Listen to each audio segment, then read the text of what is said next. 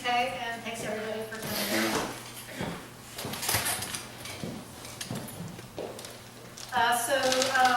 This is part of the second chapter of my novel in progress, which has the working title Hurley, and it just needs a little bit of a setup.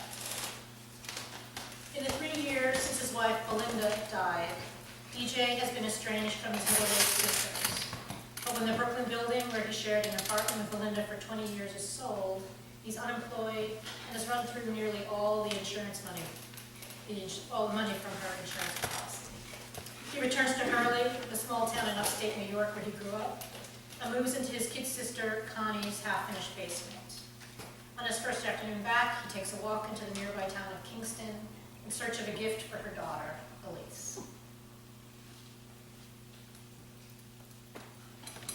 A dense bank of clouds rose above the riverfront, and the already bright colors of the buildings and their white pillared awnings were somehow intensified in the muted light. On a warmer day, DJ would have walked down to the water. Instead, he stepped into an antique store, drawn to its jumbled accumulation of objects. Among the tin signs and silhouette portraits, the amateur landscapes and embroidered homilies crowding the wall, a neon-ringed clock with a Coca-Cola logo read 20 past 4. Is that the right time? He asked the young woman seated behind the counter, head down in the penny ads. She looked up at him blankly, and then cocked her head. The frames of her glasses, oval, blue, metallic, caught the light. Do I know you? I don't see how you could. He'd quit shaving of late, given free rein to a mustache and beard that had grown in fully white, giving him what his good friend Tracy had deemed a kind of Santa Claus panache. Although he himself found unrecognizable at times, the face of a stranger glimpsed in passing reflections. The woman, he saw now, wasn't so much young as she had a youthful demeanor, lent in part by a stylish haircut, boyish on one side, the other a more feminine wave of dark hair, gracefully framing her face. A weary intelligence placed her closer to his age, certainly within a decade, though she was trim and well-kempt in all the places and ways he'd let go. Seated amidst the antiques, the once treasured belongings of the dead and dispossessed, there was something fluid and vibrant about her that transcended era and style. Straightening away from the counter, she crossed her arms and leaned back in the chair, eyes narrowed, her expression intent, as though trying to place him. No, she said, I've seen you before. I just moved back here, today. Then I must be mistaken.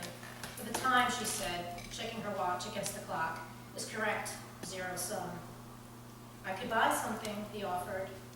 You're in luck then. Everything here is for sale, including that clock, which once belonged to a famous starlet.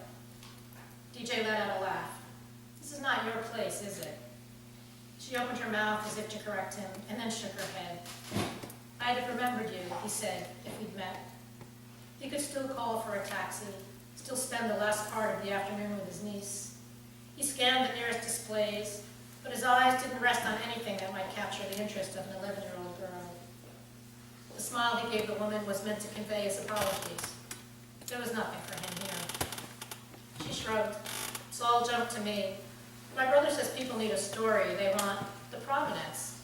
The Provenance, she granted. His wife's 4 days overdue. She's either going to give birth or she's going to kill someone. Whichever comes first.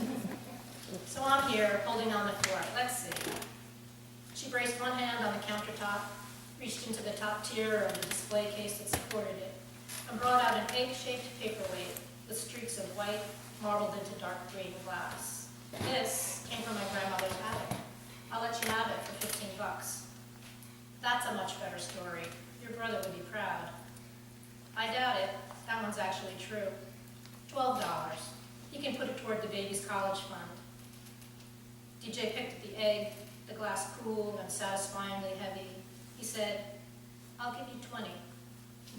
Now you're just taking all the fun out of it. She reached below the counter once more and brought forth a yellow sticky note, which she held out for him to see. The paper stuck to the tips of her 2 first fingers. Written in red Sharpie, in all capital letters, were the words, not less than 10, followed by 2 exclamation points. As she extended her arm, the ribbed cuff of her sweater, steely gray and worried thin at the edge,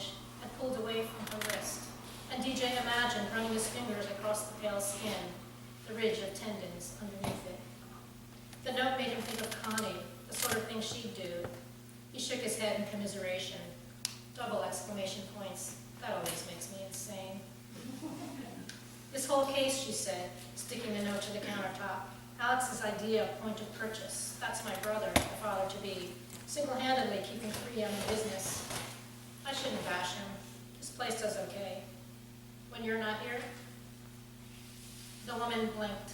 He'd taken things too far. But then she gave him a small, twisting smile of concession, and DJ felt a warm flood of gratitude spread from his chest down into his arms.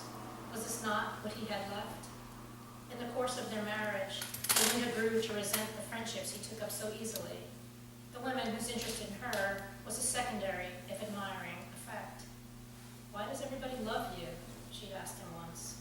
And he'd understood what she was really asking was, why don't they love me?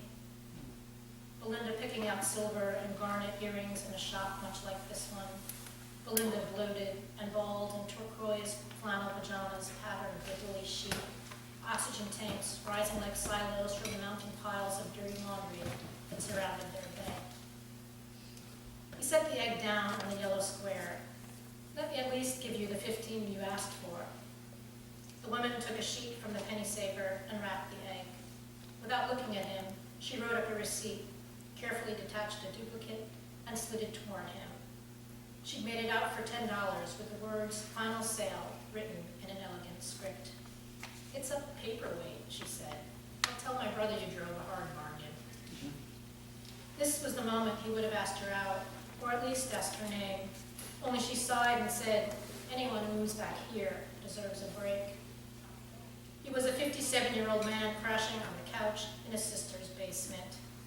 He picked up the egg in its nest of ads and slid it into the pocket of his coat. What would Elise want with a paperweight? He would keep the egg. He let his hand rest on the counter a final time. "Maybe I'll see you around." "It's a small town," the woman said, and DJ turned toward the door.